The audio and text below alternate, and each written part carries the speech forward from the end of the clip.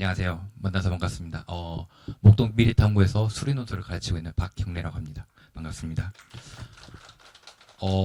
죄송하지만 제가 좀 살짝 얼굴이 피곤해요. 이게 원래라면 이 시기에 쉬어야 되고 내년을 준비해야 되는데 그 연세대 그것 때문에 오늘은 오후부터 월요일부터 지금 수업을 하고 있거든요. 지금 파이널 수업을. 그래가지고 살짝 피곤하니까 심플하게 끝내도록 하겠습니다. 물론 제가 집에 가고 싶어서 그런 건 아니고 여러분 어머니들도 좀 퇴근하고 오시고 막 그런 분도 많으니까 심플하게 끝내도록 하겠습니다. PPT 보면 알겠지만 제 거 되게 심플합니다. 그리고 사실 지금 이 시기에 수리노트에 대해서 설명할 게 딱히 없어요. 이미 대용생이 다 설명을 해버리셔가지고 그 이상 뭔가 생각할 거 없습니다.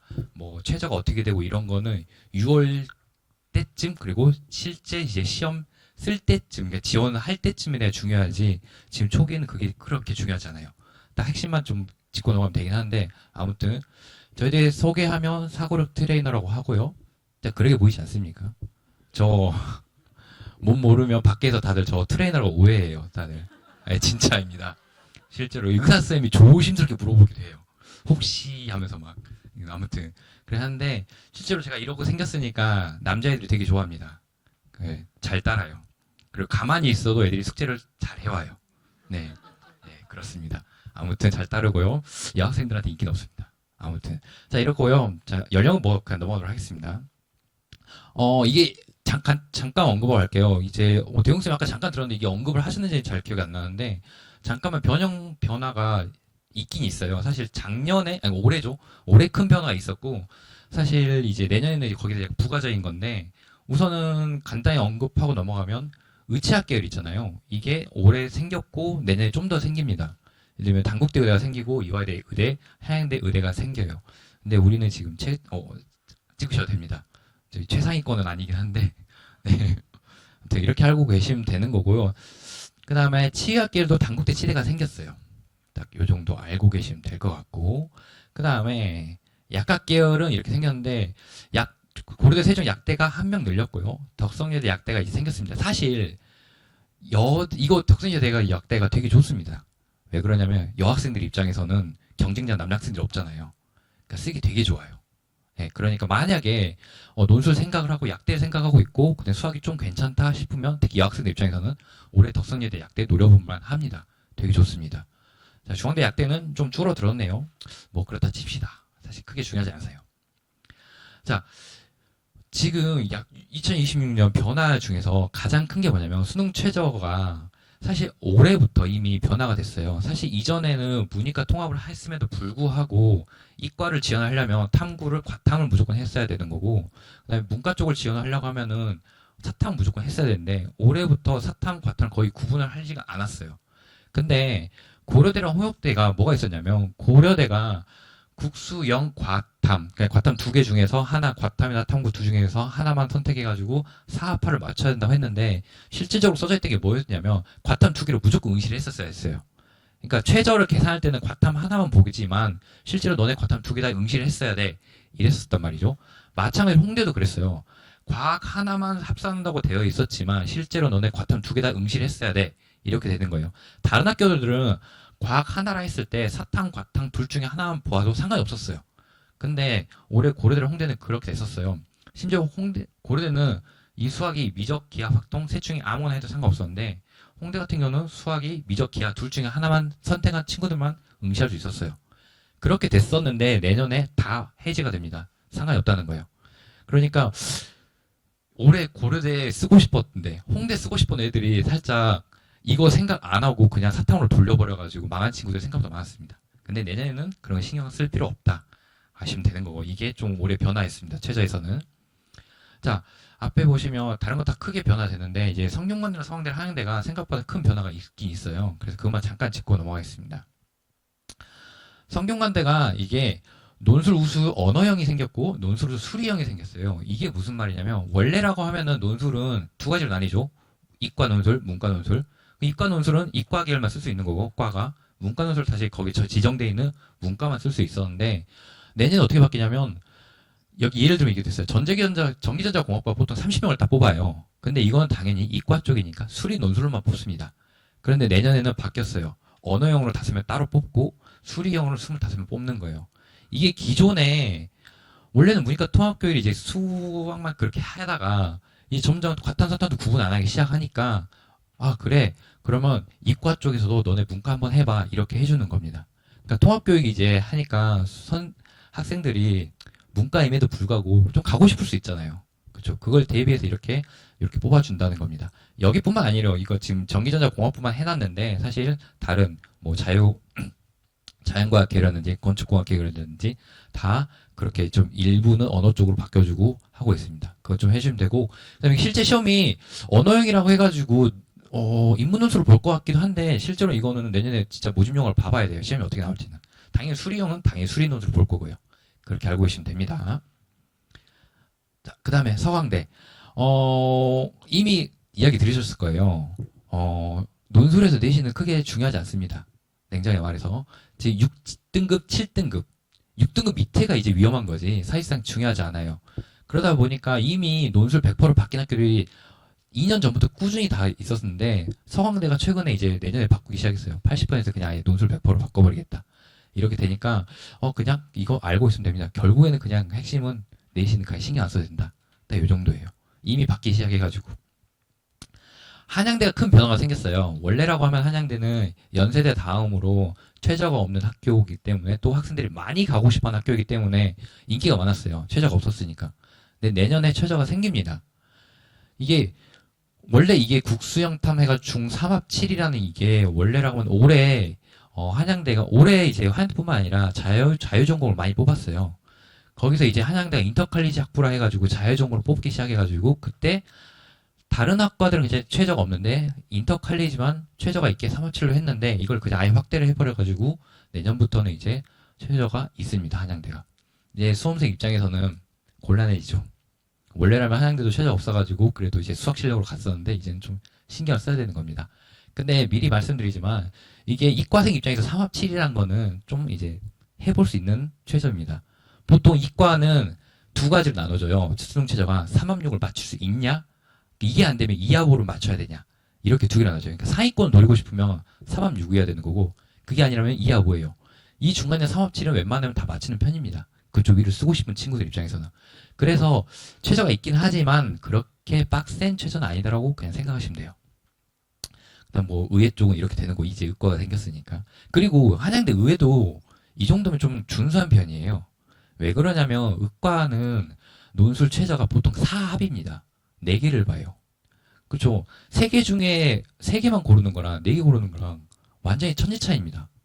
그렇기 때문에 한양대 의대가 3합만 본다? 라고 하면은 꽤나 해볼만 합니다. 근데 중요한 게 뭐예요? 탐구가 2평이에요. 평균 내야 되는 거죠. 그럼 이제 탐구 2개를 다 신경 써야 되는 거잖아요. 근데 해볼만 합니다. 이제 과탐을 좀 자신 있다? 근데 의대도 이제 수능이 좀 된다? 그러니까 모의고사 된다? 라고 하면은 한양대 해볼만 합니다.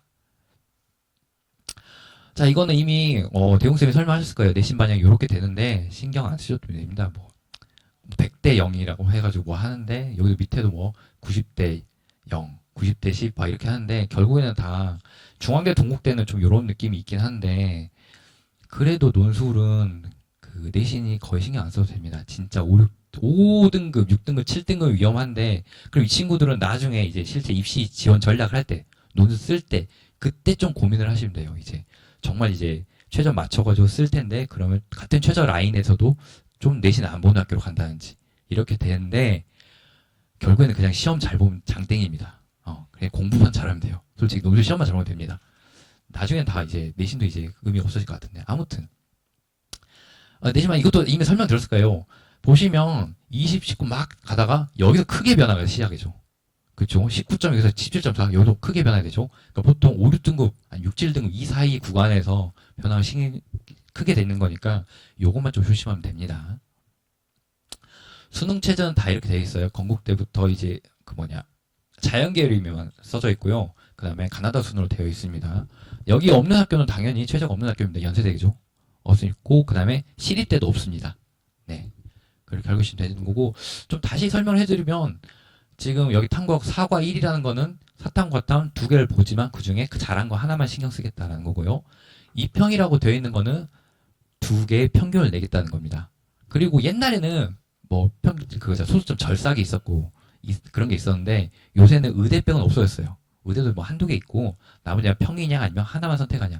옛날에 비해서 많이 완화됐습니다. 자, 이렇게 되고 동국대 같은 경우는 좀 특이하죠. 수학 또는 과탐 한 개 이상 포함이에요. 이하보를 맞춰야 되는데 내가 국어랑 영어랑 이하보를 맞췄어. 그럼 망하는 거죠. 수학 아니면 과탐 둘 중 하나를 무조건 포함을 시켜야 돼요. 됐죠? 그냥 좀 쭉 내렸을 때 성균관대는 여기는 다른 학교들은 보면은 하나하나 이렇게 되는 거잖아요. 그래도 성균관대 국수형 탐탐 해줍니다. 무슨 말이냐면 나는 탐구 두 개 다 넣어가지고 3합6을 맞출 수 있다는 거예요. 보통 여기서 하나밖에 안 되잖아요. 그럼 내가 탐구 좀 잘하는 친구면 좀 수학이나 국어, 영어에서 부담감이 좀 덜 하겠죠. 그죠? 사실 요새는 수학만 신경 쓴 게 다 되는 게 아니고 국어, 영어도 어렵잖아요. 그죠? 자, 아무튼 그렇게 되고 그 다음에 이화여대는 수학을 반드시 포함시켜야 된다는 거. 중앙대가 좋습니다. 이게 아까 말씀드렸다시피 상위권 대학교로 가고 싶다고 하면은 3합6을 맞추는 게 좋아요. 맞추는 게 좋은데 그런 대표적인 게 이제 성균관대랑 중앙대입니다. 이걸 기준으로 생각하고 그 아래에 건대나 경희대 이하보를 기준으로 생각을 하게 되는 거고요. 자, 근데 중앙대가 좋은 게 영어는 2등급이 나와도 1등급으로 쳐줘요. 그러면 좀 편한 느낌이 드는 거죠. 그래서 만약에 제가 이게 왜 중요하냐면 제 학생들이 이 원서 쓸 때 보면은 나는 이렇게 중앙대 이하 안 쓰겠다. 이런 친구들 되게 많습니다. 그렇게 따져본다고 하면은 수능 최저 3합6을 무조건 맞춰야 돼. 왜냐면 위에서부터 이제 자르기 시작하면 6개, 용도수를 쓴다고 하더라도 남아요. 중앙대를 안 쓴다고 하면은. 그렇기 때문에 3합6을 조금 맞춰야 되니까 만약에 그런 친구들 있으면 너는 무조건 영어 2등급을 맞추라고 합니다. 저는. 그러면 3합6 맞추기 편하고 중앙대를 무조건 쓸 수가 있으니까. 상위권을 노리고 싶으면 6년수를 쓸 때 꽉 차요. 그냥. 비는 게 없습니다. 그렇기 때문에 나중에 이야기 드리겠지만 그냥 3합6 맞추려고 꼭 노력하시고 그러면서 중앙대까지 생각한다고 하면은 영어 2등급을 맞춰줘라 하시면 될 것 같습니다. 그 다음에 이렇게 했고 딱히 특별한 거 없습니다. 이제는. 자, 수능 최저가 이렇게 그냥 이건 좀 난이도로 보시면 돼요. 위에 있을수록 좀 어려운 난이도이고요. 아래에 있을수록 쉬운 난이도입니다. 4합8하고 3합6을 비교를 해볼 때 사실상 두 개 다 평균적으로 2등급을 맞추는 거잖아요. 그치? 근데 4합8이 더 어렵습니다. 확실히. 말했다시피 과목을 하나 더 신경 써야 되는 거니까. 4개를 신경 쓰냐 3개를 신경 쓰냐 다르잖아요. 그래서 고려대 이 4합8이 자연계열 중에서 가장 높다고 보시면 돼요. 그 다음에 이 정도로 되는 거고 그래서 중요한 거는 여기다 3합6하고 이하보다 나중에 실제로 해보면 이게 가장 중요합니다. 보통 3합7은 대부분 맞추는 편이고요. 자, 넘어가겠습니다. 사실 이 두 개는 내신이랑 수능 최저, 내신은 이제 이미 끝났습니다. 신경 안 써도 되는 거고 수능 최저는 탐구가 이제 사탐도 생각할 수 있으니까 이건 그건 고려를 해보시면 되는 거고요. 그 다음에 이거 보시면 알겠지만 좀 뭔가 확 오지 않아요? 이게 상위권 학교가 중상위권 학교는 다 무조건 미적 개혁학생이 다 들어갑니다. 어차피 대웅쌤도 이미 설명하셨을 텐데 홍익대 아래 쓰고 싶다면 이제 기하학통 없이 그냥 하면 되는데 홍익대 이상 쓰고 싶다고 하면 학생들이 가고 싶은 학교 다 여기 있어요. 미적 기하학통. 그러니까 기하학통이 너무 중요합니다. 네. 성균관대는 수원수투라고 하고 되어 있지만 실제로 이건 말이 수원수투지 솔직히 성균관대 문제 잘 푸는 친구들 연대가 실력 되는 친구들이에요. 그 정도로 어려운 문제입니다. 수원수투. 그러니까 결국에는 여러분 좀 내가 다시 설명하겠지만 결국에는 어머니들은 이거 논술을 생각하시면 무조건 기하학통을 무조건 해야 되는 겁니다. 내신이든 아니든. 자, 넘어가도록 하겠습니다. 딱 여기까지 그냥 간단히 정리한 거고 그러면 왜 수리노술을 해야 되는가 이거에 대해서 이야기를 해볼게요. 그래야 이제 어머니들도 이제 수긍을 할 거 아니에요. 이거 보면 뭐 딱 와닿는 거 없나요? 그쵸, 이거 등급입니다. 수능 등급입니다. 올해가 아니라 올해는 이제 아직 안 나왔으니까 작년 이제 등급이에요. 자, 봅시다. 52425. 아, 그래, 그럴 수 있어. 42356. 그럴 수 있어. 73584. 이건 솔직히 말해서 용납이 안 됩니다. 자, 정말 냉정하게 생각했을 때 공부를 한 친구 입장에서는 7등급하고 8등급이 나올 수가 없어요. 솔직히 말해서. 진짜요. 네. 바닥에 이제 그냥 보는 친구 너무 많으니까. 자, 보겠습니다. 자, 42425. 동국대 바이오 환경을 갔습니다. 수리노술 봐가지고. 자, 그러면 이 친구들 다 이제 저한테 가르침을 받은 친구들. 자, 42369. 그래도 여기는 수능, 그래. 수학 2등급. 수학 2등급. 영어 3등급. 오케이. 경희대 기계공학과 같습니다. 자, 또 보겠습니다. 42356. 이 친구는 이제 이화여대 사이버보안학교 갔고요. 장학생으로 갔습니다. 심지어. 자, 여기 D가 더 대박인 게 53334. 한양대랑 시립대 생명공학 같습니다. 예. 당연히 최저가 없으니까 한양대는. 그렇죠? 시립대 최저가 없으니까. 자, 여기가 더 대박인 게 어디 갔을 것 같습니까? 74584. 한양대 원자력공학 같습니다. 예, 재수로. 말이 안 되죠. 이 친구는 제 지금 조교일을 하고 있고요. 예, 가끔 제 참석도 도와주고 있고 하는데요. 확실히 수학 실력은 있어요. 이게 제가 물어봤어요. 이렇게, 얘가 이렇게 돼가지고, 사실 이 등급을 모르고 제가 이거 확인했으니까 이렇게 갔대요. 그러니까 친구들하고 재수를 했어요. 재수를 해서 합격하고 이제 친구들을 만났을 거 아니에요. 친구들이 못 믿었대요. 그러니까 저는 이걸 뭐 들었고, 아니, 한양대를 갈 실력이면 그래도 어느 정도 수학을 하는 거니까 내신이 안 될 수 있어요. 수학을 잘해도 시험 스타일 때문에 내신이 안 될 수도 있고요. 수능이 안 될 수도 있습니다. 그럼에도 불구하고 그래도 어느 정도 실력이 있으면 친구들이 가도 오, 그래 너 갈 수 있을 줄 알았어. 이렇게 말할 줄 알았는데 엄청 놀랐다는 거예요. 말이 안 된다. 안 믿는다 이랬대요. 그래가지고 아, 뭐지? 그런가? 했는데 등급을 봤더니 이거면 당연히 말이 안 되죠. 제가 물어봤어요. 야, 너 공부한 거냐? 했대요. 네. 국어공부 매일 했대요. 매일 했대요. 이게 8은 화학입니다. 화학도 했대요. 네, 이렇습니다. 이게 왜 해야 되는 겁니까? 이 등급이 이런 식으로 나오면 솔직히 인서울 절대 못 갑니다. 재수해야 되는 상황이에요, 솔직히 말해서. 그럼에도 불구하고 이 친구들은 다 논술로 대학을 갔어요. 물론 이거 보면서 뽀록, 흔히 말하는 그 뽀록 로또라고 말하긴 하는데 이 친구들 다 짧으면 3개월, 짧으면 3개월이라는 게 보통 7월에 들어온 친구들, 길면 1월부터 한 친구들, 그런 친구들이 열심히 해서 합격한 겁니다. 그 아이들의 이제 노력을 이제 헛되하면 안 됩니다. 열심히 해서 들어간 거예요. 물론 이렇게 등급이 나온 이유는 그거 알죠. 스타일이 다르면 좀 힘들어요. 솔직히 말해서. 그리고 그것도 감안하셔야 돼요. 등급이 이렇게 나온 이유는 최저만 맞추려고 했으니까. 그렇죠. 내가 어느 정도 논술 준비했으면 그럼 나는 최저만 맞추겠다 이 생각하는 거예요. 그럼 오히려 좋아요. 왜? 최저만 맞출 거니까 논술에 더 집중을 할 수 있으니까. 그러면 왜 애들이 논술에 집중할 거냐? 애초에. 자, 다시 한번 볼게요. 이것도 한번 봐볼게요. 왜 논술인가 생각했을 때. 이건 뭘로 보이십니까? 예, 내신 등급입니다. 객관적으로 생각했을 때 이거 다 연대 간 친구들입니다. 연대 간 등급이에요. 객관적으로 2등급까지는 연대를 쓴다고 했을 때 교과로 쓸만해요. 쓸만한 거죠. 예, 쓸만한 겁니다. 그리고 학종도 쓸만합니다. 근데 그 이유는 절대 안 됩니다. 학종 교과 저 특도 없어요. 그럼에도 불구하고 이 친구들 연대를 다 간 친구들이에요. 내신이 다 이럼에도 불구하고. 그렇죠. 사실 어느 정도 하다 보면 판단이 서잖아요. 아, 내 내신 이거 절대 안 되겠다. 그럼 이제 생각한 게 뭐예요? 수능이잖아요. 근데 수능이 이제 좀 그렇잖아요. 그것만 하루 보고 하루 그거 하나 보려고 하기가 좀 그렇잖아요. 그러니까 또 생각하는 게 논술입니다. 그러면 이제 논술하고 정수 생각을 해야 되는데 보통 하다 보면 느껴질 거예요. 이게 정수에서 쉽지 않다. 그럼 논술을 좀 비중을 늘리기 시작할 거예요. 그럼 아까 말씀드렸다시피 최저만 맞추면 돼요. 그래서 나는 수학만 올인하면 됩니다. 옛날 같은 경우는 과학논술도 했었어야 했어요.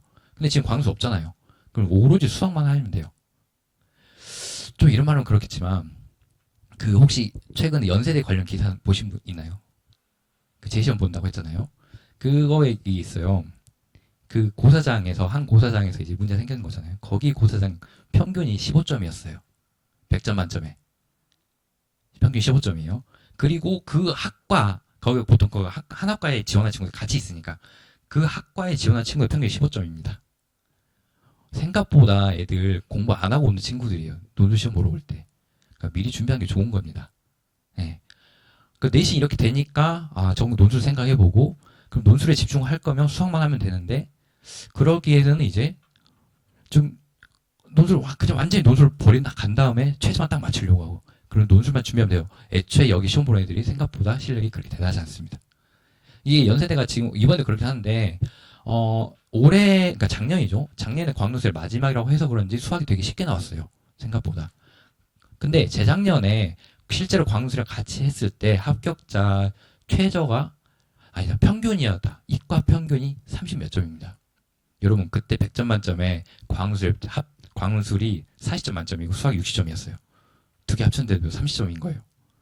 그 정도 생각보다 합격자 애들이 실력이 그렇게 좋진 않아요. 내가 좀만 더 잘하면 할 수 있는 겁니다. 아시겠습니까? 그래서 왜 수련을 해야 되는지는 어느 정도 이제 파악이 될 거예요. 자, 어떻게 할 거냐? 물론 다 해야 되는데, 기본적으로 아까 보셨다시피 상위권 학교는 다 미적 기하 확통입니다. 그러니까 기하 확통을 확실히 대비를 해야 돼요.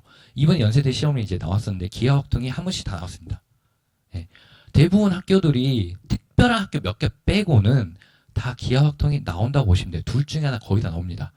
이화여대 같은 경우는 미적 기하 확통이라 해놓고서는 확통이 나온 적이 없어요. 한 번도. 기하는 조금 한 번 나왔는데 거의 미적 문제만 나옵니다. 요런 학교는 사실 이걸 지원하는 친구들 입장에 전략적으로 기하 확통을 좀 하지 마. 미적만 해서 할 수 있긴 하겠죠. 서강대 같은 경우는 최근까지 거의 기하가 안 나왔어요. 그 범위는 그래 줘도 확통만 나왔는데 이번에 기하가 나왔습니다. 어떻게 될지 몰라요. 그러니까 확실히 범위를 줬으니까. 정말 이화여대 같은 그 정도 케이스가 아닌 이상은 사실상 기하 확통이 다 나온다고 보시면 됩니다. 사위권 학교를 생각한다, 그러니까 홍대 이상을 생각한다, 무조건 기하 확통을 철저하게 대비를 하셔야 돼요. 물론 부담감 있긴 해요. 부담 있긴 한데 옛날에 비해서 많이 쉬워졌어요. 그러니까 아까 대웅쌤도 말씀드렸는데 기본 개념을 알면 풀 수 있는 경우가 생각보다 많습니다.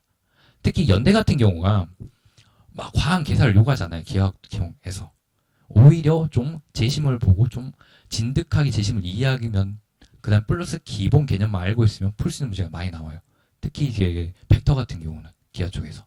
그러니까 부담감 없이 준비할 수 있습니다. 단 이게 지금 만약 할 거면 빨리 준비하긴 해야 돼요. 아무리 이제 기업법만 해도 된다고 하지만 실제로 응용이고 심화되는 문제잖아요. 실제 논술 시험은. 근데 보통 이제 6월 끝나고 모의고사 끝나고 유모 끝나고 난 안 되겠군 하면서 7월에 온단 말이죠.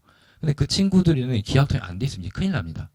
이제 그때는 뭐 준비해야 돼요. 이제 최저도 생각하면서 논술 하기로 했어요. 논술도 해야 되는데 갑자기 심화 문제를 풀어 나가야 되는데 갑자기 기하학통 공부를 해야 된다?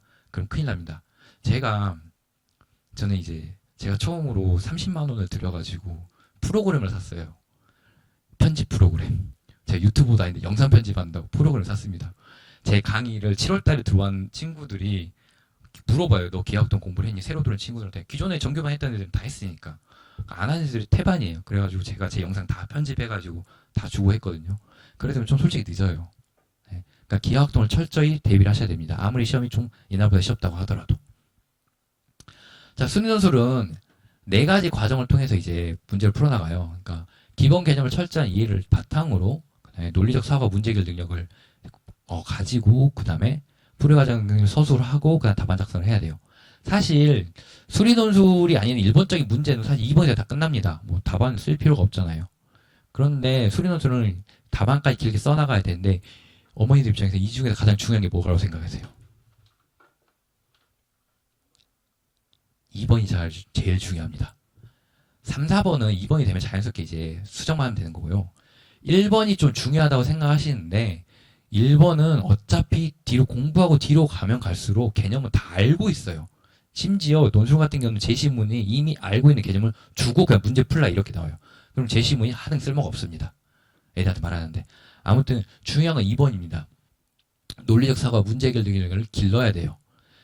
이게 중요한 이유는 논술은 최대 많으면 대문항 4문제 정도 나오고 소문항 3문제까지 하면 뭐 12에서 15문제를 풀긴 하는데 그거는 우리가 기존에 알고 있는 수능 문제나 뭐 내신 문제랑 다르잖아요. 문제수도 적잖아요.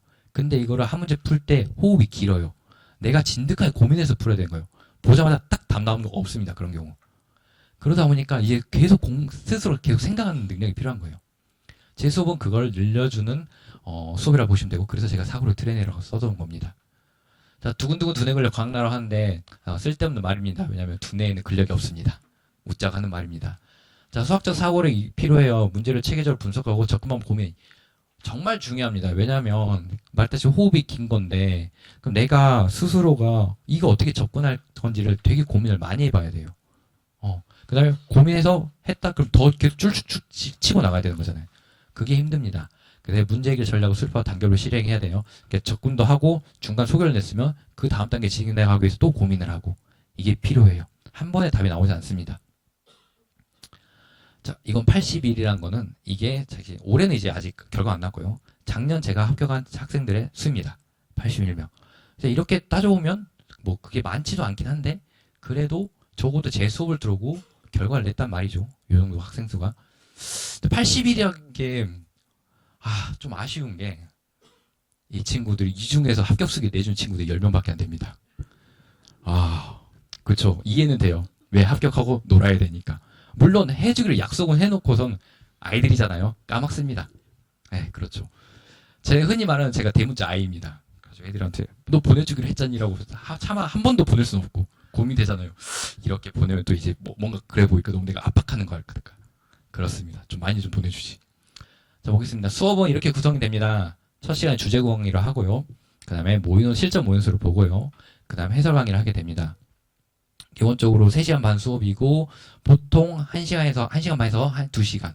여기는 1시간 반에서 1시간 정도 하고 나머지 시간에 해설 강의를 하게 됩니다. 유기적으로 좀 달라져요. 보통 주제 강의가 좀 많이 길어요. 애들이 이해 안 되니까 계속 설명해야 되는 거고. 자, 넘어가겠습니다. 자, 주제 강의에 대해서는 자, 이게 합격자 이제 수기인데 이렇게 써져 있어요. 먼저 문제를 풀고 선생님이 문제를 풀어주시면 제가 또 풀이와 비교하면서 풀이를 구체할 수 있었습니다. 이게 무슨 말이냐면 저는 개인적으로 학원 다닐 때 보통 선생님들이 계속 문제만 풀잖아요. 수업을 하긴 하는데 솔직히 딴 생각 많이 합니다. 그렇게 하지 않기 위해서 학생들 참여하게 해요. 무슨 말이냐면 계속 문제를 풀게 합니다. 아까 말씀드렸다시피 논술은 본인이 스스로 되게 길게 풀어나가야 되는 거예요. 5분, 10분이라는 시간을 줬을 때 어떻게 해서든 접근 방법을 생각할 수 있게 연습을 계속 시키는 거예요. 짧아도 내가 풀어요. 그 짧은 시간에 문제를 못 풀어요, 솔직히 말해서. 근데 그 짧은 시간이라도 너네가 어떤 정보를 캐치할 거냐, 이걸 계속 연습시킵니다. 그래서 참여를 하게 되고요. 그래서 지속적인 접근 방법을 고민을 해야 돼요. 개념은 다 알고 있습니다. 접근 방법이 해결 안 돼서 그런 거지. 이걸 계속 연습시키는 겁니다. 자, 모의논술은 실제 해당 학교에 가서 시험을 칠 때 덜 긴장할 수 있었습니다.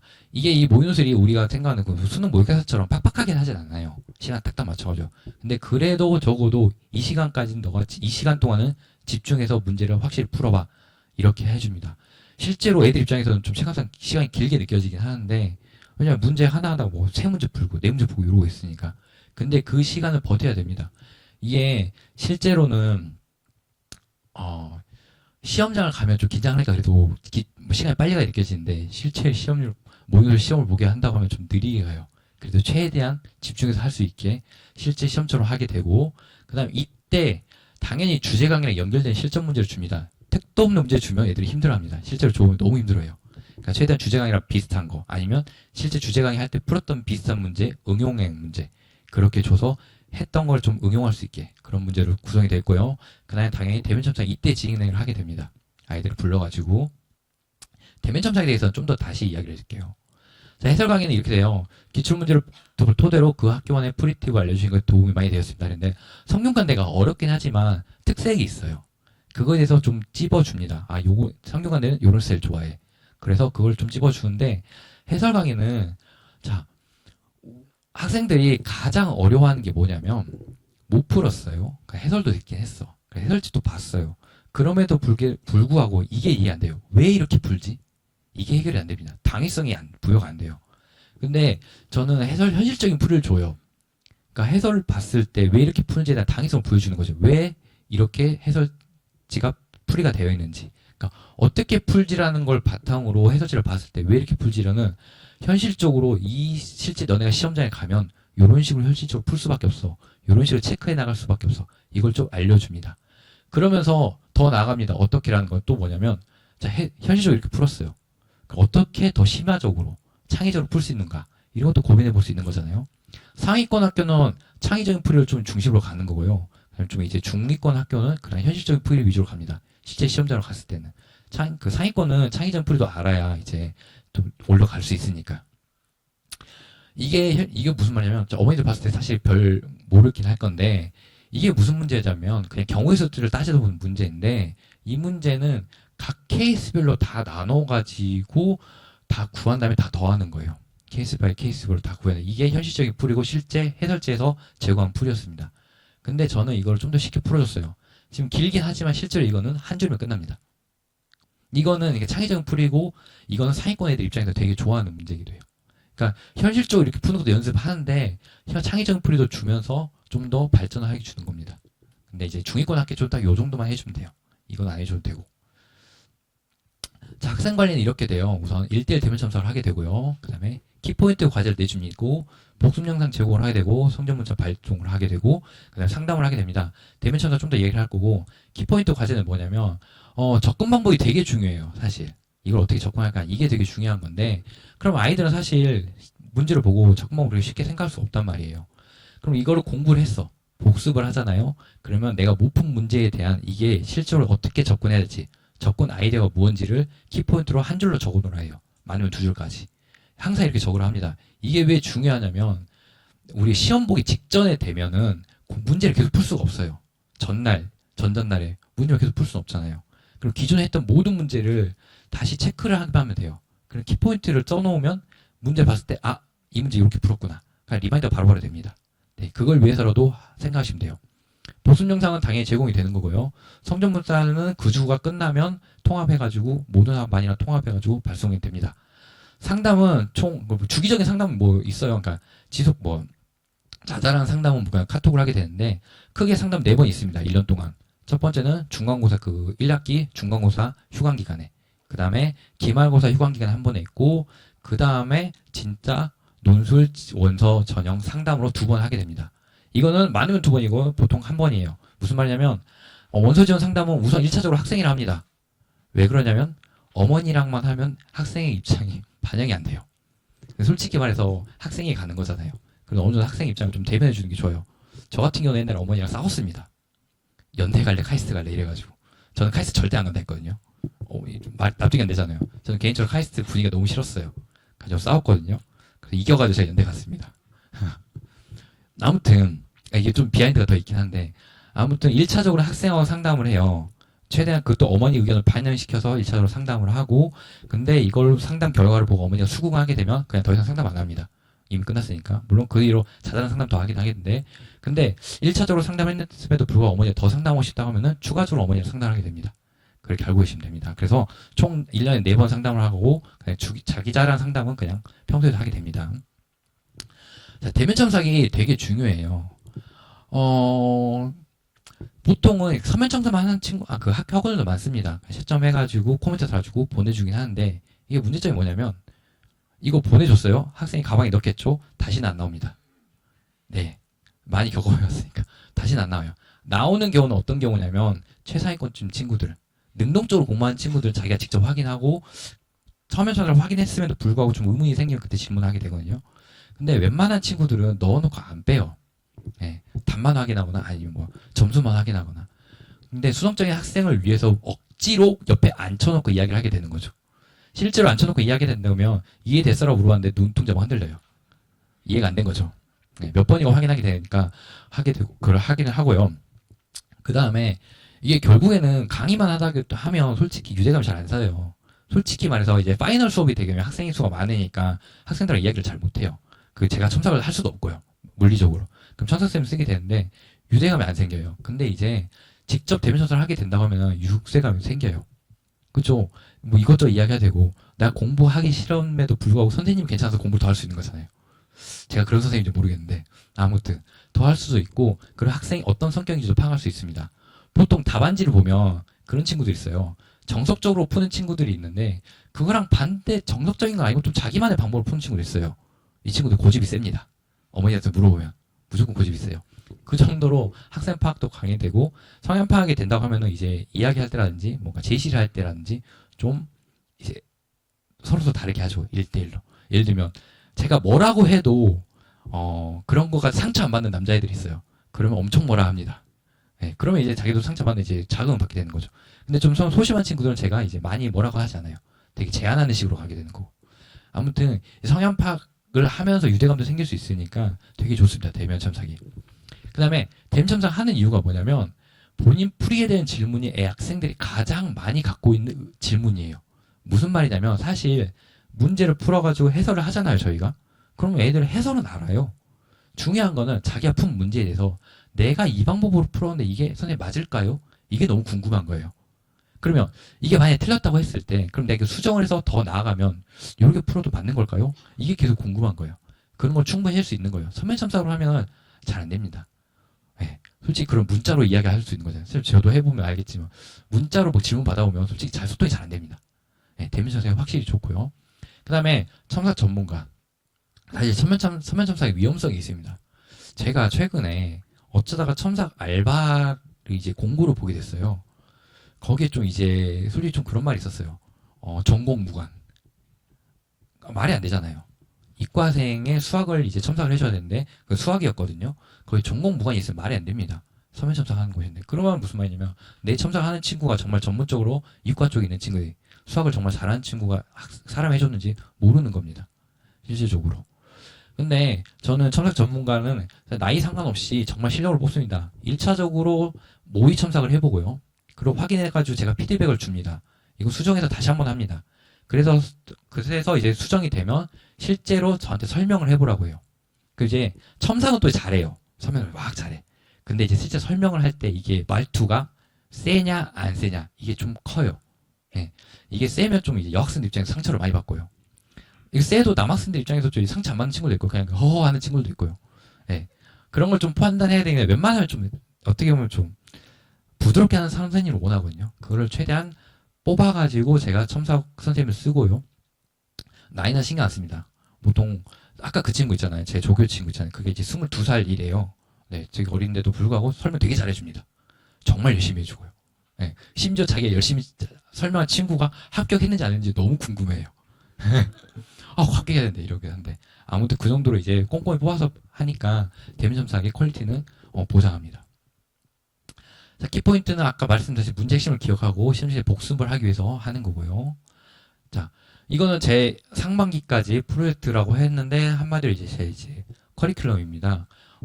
수학 지기부터 쭉 가는데 사실상 수원스투 미적 기하학통의 기본 강의입니다. 기본을 철저하게 하는 강의라고 보시면 되고요. 이제 내용은 사실 다 미적분인데 결국에는 수원스투를 제대로 공부를 해야 되기 때문에 이 안에 수원스투가 다 포함되어 있다고 보시면 됩니다. 그리고 4월하고 6월에 중간고사 휴관기간하고 기말고사 휴관기간이 있고 그 다음에 4월부터는 기본 강의로 들어가게 되는데 기하랑 확통 기본 강의로 들어가게 되는데 이때는 기하학통 워크북도 제공을 하게 됩니다. 아무리 가르쳐봤자 이제 너무 힘들어 하더라고요. 내신으로 배웠다고 하더라도. 그래서 워크북을 통해 가지고 최대한 어떻게 해서든 기본을 확실히 잡을 수 있게 하고요.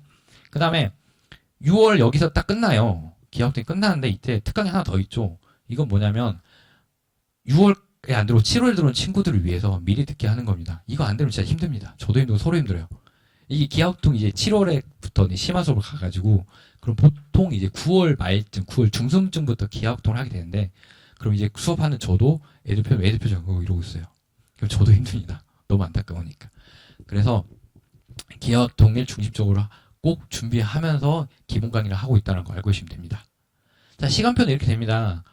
사실 연구완성서반, 그 다음에 중경식 건동반인데 구분 안 하셔도 됩니다. 정규반 때는, 그러니까 상반기는 어차피 논술 기초를 쌓는 수업이에요. 미적부터, 수원부터 미적, 그 다음에 기하, 확통까지 다 기본을 쌓는 수업이라고 하기 때문에 사실상 구분할 필요 없고 그냥 1등급부터 3등급까지 다 오시면 됩니다. 4등급까지도 생각해 볼 수 있어요. 근데 판단은 제가 합니다. 4등급인데도 불구하고 왔을 때 수학 실력이 괜찮은 친구들이 있거든요. 그 판단은 제가 하는 거고 그렇기 때문에 거의 부담 없이 그냥 해보시면 돼요. 생각이 있으시다고 하면은 근데 한다고 하면은 기하학통을 꼭 해야 된다는 거 기억을 하셔야 됩니다. 다들 욕심은 이제 홍대 위쪽까지 생각하셔야 되는 거잖아요. 됐습니까? 오늘 설명이 이렇게 되는 거고 사실 어머니들이 오늘 와서 기억해야 되는 거는 뭐 각 선생님 수업 특징도 있긴 하지만 논술 내신 필요 없다. 이걸 꼭 기억해 주시고요. 수능 체제는 과탄사탄 신경 안 써도 된다. 이제는 옛날에는 좀 신경 써야 되는 것도 없잖아 있었는데 신경 안 써도 된다. 요 정도만 좀 기억을 해주시면 돼요. 수능 체제가 정확히 어떻게 되는지는 지금 중요하지 않아요. 어머니들 3월 모의고사, 6월 모의고사까지 봐야 이제 각이 나오는 거잖아요. 그렇죠? 그냥 그래서 왜 수리노트를 해야 되는지만 좀 기억을 하고 가시면 될 것 같습니다. 이상으로 저의 설명을 마치겠습니다. 감사합니다. 혹시 질문 있으시면 뭐 자유롭게 하시면 됩니다. 예. 네. 그거는 이제 최저거가 빠지면 좀 내려가죠. 네. 실질. 네.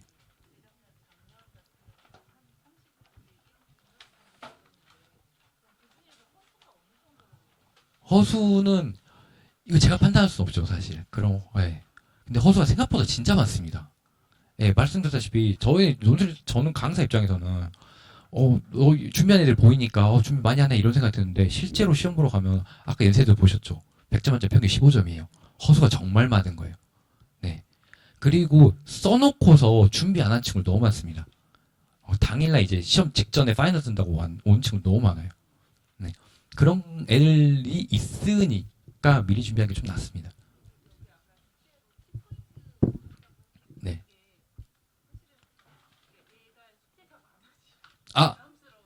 네네. 논술 과제는 많이 낼 수가 없어요. 왜 그러냐면, 문제가 어렵잖아요. 일반 과제를 보자마자 풀 수 있는 문제 아니에요. 진짜 진득하게 한 문제 30분 잡을 때도 있어요. 고민을 해야 된다고 하면은. 그러다 보니까 보통 키포인트 과제는 뭐냐면 수업 시간 했던 문제들 있잖아요. 그거 다시 한번 복습하는 겁니다. 이게 수업 시간에 열심히 하지만 수업 내용을 다 소화하기 힘들어요. 그렇기 때문에 그냥 다시 복습하는 거고 그 문제는 많아봐야 12문제 정도 됩니다. 제가 실제로 수업을 해보면. 그러니까 부담은 없어요. 제가 그래서 애들한테 말해요. 야, 너 과제 부담 있냐라고 하면은 제가 야, 문제 하루에 2문제씩만 풀어. 이렇게 말을 해줘요. 실제로 그래도 2문제를 했을 때 10분 만에 풀리기도 해요. 정말 쉬운 거예요. 수리논술도. 그러다 보니까 하루에 30분만 해라라고 하거든요. 수리논술은. 그러니까 과제 부담은 사실 없습니다. 물론 이제 뒤쪽으로 하면 이제 어려워지긴 하는데 상반기 때는 거의 부담 없다고 보시면 돼요. 혹시 또 질문 있어요?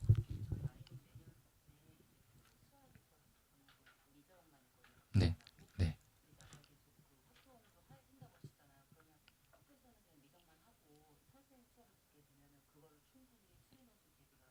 네, 그렇게 하려고 이제 저희가 이렇게 하는 거죠. 기본 강의까지 하면서, 이제 영상 편집까지 가면서 주는 거죠. 근데 어차피 내신은 좀 그래도 하지 않나요? 보통 2, 3학년 때 한 번씩은 다 할 텐데. 아, 예. 그러면 이제 확통 강의, 기본 강의를 거기에 집중하시면 돼요. 그거 정말, 정말 쉬운 문제부터 합니다. 예, 진짜. 이제 사실, 개인적으로 이제 이걸 해도 되나 싶을 정도로 쉽게 갑니다. 6월에는 정말 쉽게 가요. 네. 네, 나중에 들어오는 친구들. 안 들어도 되죠, 당연히. 네, 왜냐면 오히려 1월부터 들은 친구들은 길게 공부를 하는 거잖아요. 그럼 충분히 잡을 수 있고, 그다음에 뒤에 오는 친구들은 정말 특강을 빨리 단기간에 잡을 수 있게. 네, 네네네. 네, 없죠 전혀.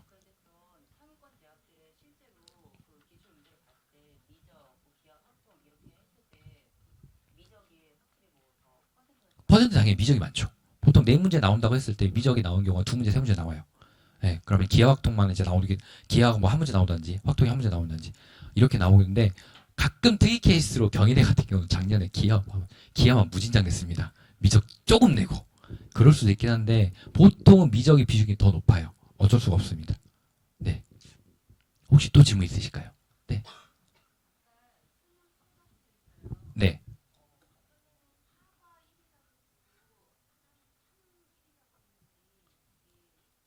이거 말씀드릴게요. 이게 왜 그러냐면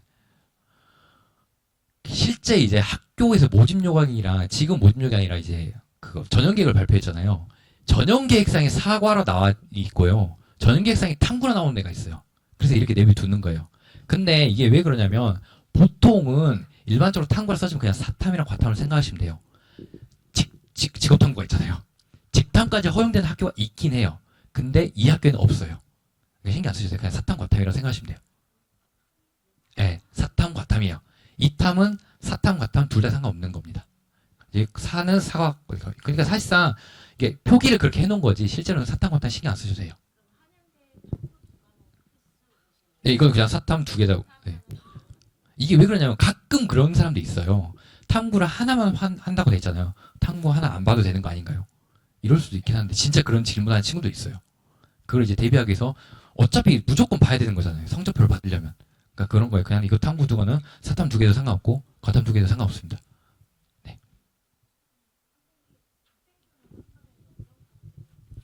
저는 이제 대면 참석을 하잖아요. 그러니까 15명까지는 제가 직접 대면 참석을 합니다. 그래서 그런데 상반기에는 15명 정도 맥스를 받아요. 근데 하반기 이제 7월부터 이제 복수 심화 수업 들었는데 이러면 20명도 넘어갈 수 있거든요. 그럼 제가 첨삭을 다 못 해줍니다. 그럼 이제 첨삭쌤하고 이제 번갈아가면서 격주로 하는데 그래서 저는 그 상반기에는 15명 정도 생각하시면 돼요. 네. 네, 일부러 그래서 교차로 할 수 있어가지고 구분 없앴어요. 네. 또 질문 있으십니까? 네, 경제수학은 거기에요. 그 인문 쪽 있잖아요. 인문 논술도 수학이 들어간 친구들이 있고 안 들어간 학교도 있어요. 연대는 인문 논술이 있는데 거기에 마지막 소문항이 수학 문제가 들어가 있는데 이건 뭐 우리 이과 수학은 아니고요. 단순한 이제 계산 문제 하는 수학이에요. 근데 그런 경제 수학이 수리 논술에 들어가지 않습니다. 그러기에는 수리 논술 지문이 아깝지 않을까요? 이과 그쪽 입장에서는. 그래서 아예 수학 문제 그냥 아예 이과 수학이 나오는 거예요. 경제 수학 안 나옵니다. 혹시 또 질문 있을 텐데. 네, 똑같은 강의를 할 거예요. 네, 끝까지. 이게 아마 그러면 이제 이렇게 되면 그게 돼 있어요. 아마 이거는 제 계획이긴 한데 7월에는 이제 좀 구분을 해야 될 수 있어요. 그러니까 다 하더라도 이제 그 사이 편차가 날 수 있잖아요. 그럼 그때 좀 구분할 수 있을 건데 6월까지 구분 없이 갈 겁니다. 또 질문 있으실까요?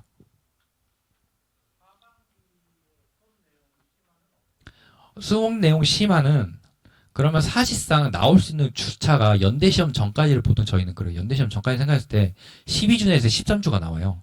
그거는 이제 보통 앞에 3주는 그냥 특별한 이제 3주 정도는 이제 문제 접근 방법에 대해서 이야기를 할 거고요. 그 강의를 할 거고요. 전반적으로. 그 다음에 나머지 뒤에 5주 정도는 기하학통 심화 문제로 갈 겁니다. 나머지 중간에 그럼 몇 주가 나면 6주 정도 남죠. 6주 정도는 이제 미적 문제로 갈 거예요. 그 정도로 갈 건데 그거는 이제 좀 수정을 해놔야 돼서 우선은 그렇게 말고 싶네요. 그러니까 심화 문제예요. 미적 기하학통 다 심화 문제라고 보시면 됩니다. 좀 더 많이 어렵습니다. 상반기에 비해서. 그리고 9월 이제 연대 시험이 끝나고 나서는 각 학교별 세미파이를 한다거나 그렇게 들어갈 거예요.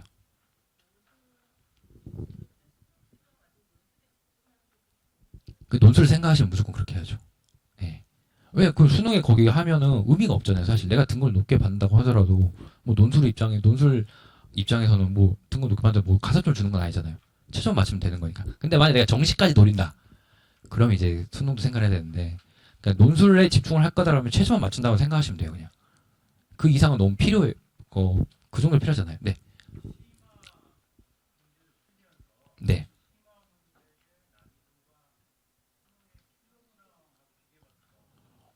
이거는 비교를 할 수 없는 겁니다. 확실히 논술 문제가 훨씬 어려워요. 네, 킬러 문항이. 킬러 문항이 더 어려울 수 있긴 한데 이제 이걸 논술 그 있잖아요. 시험 시간 제한 시간으로 봤을 때는 킬러 쪽이 좀 어렵겠죠. 단기간에 풀어야 되는 건데. 근데 논술 시험 입장에서 봤을 때는 논술 쪽이 더 어려워요. 확실히. 네, 네, 네, 네.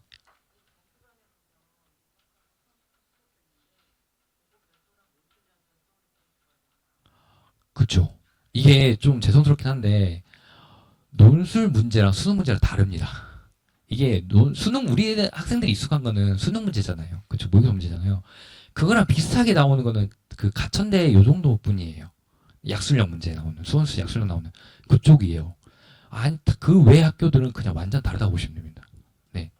어떻게 보면 상호 보완이기도 해요. 근데 논술 공부 사실 공부는 논술 공부하는 게 진짜 공부입니다. 수능처럼 공부하는 게 아니에요. 근데 이거는 이제 저희 우리나라는 이제 수능이 그 위주가 돼서 그런 건데 사실 논술 공부를 하면은 정식 그 공부할 때 좀 도움이 많이 돼요. 그렇게 좀 알고 계시면 됩니다. 왜냐면 사고력이 좀 늘어나는 거니까. 혹시 또 질문 있으실까요? 아닙니다. 그게 또 달라요. 킬러 문항은 어떻게 보면 이제 뭐라 해야 될까? 아, 좀 푸는 방법이 좀 달라요. 그러니까 짧은 시간에 머리 써서 해야 되는 건데 논술을 좀 길게 할 수 있잖아요. 그러니까 그걸 연습을 하게 되면 충분히 풀 수 있어요. 아까 그 우리 한양대 합격한 그 친구 있잖아요. 킬러문 못 푸는 친구입니다. 못 푸는 친구예요. 풀면 3등급이 나올 수가 없죠. 그렇잖아요. 그래서 제 이 조교 절대 얼굴 보이면 안 될 것 같습니다. 혹시 또 질문 있으실까요? 기하학통이 준비되어 있는 친구면 상관없어요. 네. 기하학통이 준비된 친구면 7월부터 와도 상관없습니다. 근데 그게 아니라면 힘들어요. 지금 제가 연세 파이널 하잖아요. 지금도 기하학통이 어려운 친구들 너무 많아요. 학통 막 포기한 친구들 많아요. 네. 당장 이제 며칠 후에 시험인데. 그러면 제가 보통 그러면 방학 때 한 번 더 하긴 해요. 제가 시간을 좀 내가지고 단기 뭐 하루 만에 끝낸다든지 하긴 해요. 그리고 네. 무조건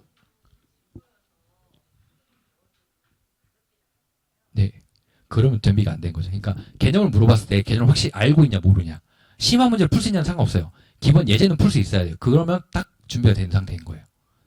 그러니까 또, 야, 2차 곡선, 쌍곡선의 정의 알아? 했을 때 모르면 이게 문제가 되는 거죠.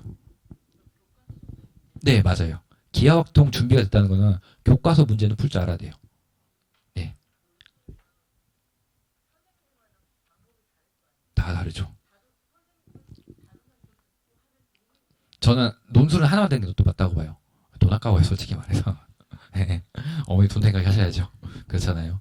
논술은 하나만 들어도 돼요. 네. 저는 그 가끔 이제 막다른 길에 이제 벼랑 끝에 몰려가지고 막 여러 개 되는 친구들 있긴 한데 그 친구들을 뭐 그럴 수 있다 치는데 논술은 하나만 들으세요. 그냥 하나 딱 잡고 이제 뭐 선생님 안 맞으면 좀 이제 바꾸면 되는 거고 네. 하나만 들으세요. 두 개 들을 필요 없어요. 혹시 또 있으십니까? 예, 그러면 없는 걸 알고 혹시 또 밖에 제가 서 있을 테니까 질문 있으면 개인적으로 와서 하시면 될 것 같습니다. 예, 고생하셨습니다.